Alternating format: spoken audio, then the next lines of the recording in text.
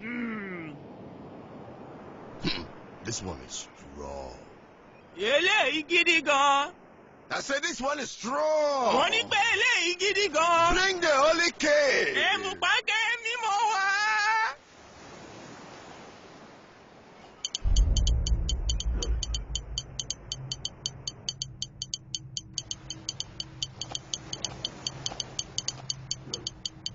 Come out.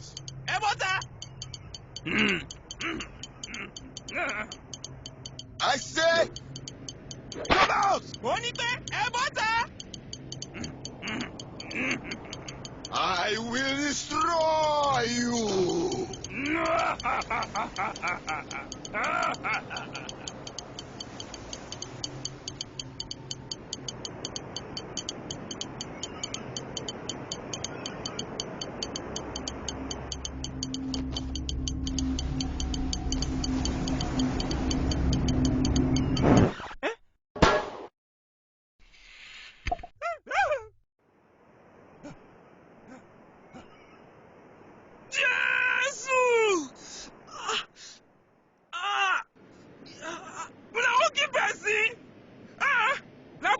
Possessor, no be killer or killer na.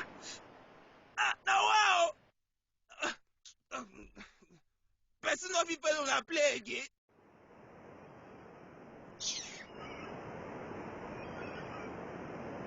Hurry up.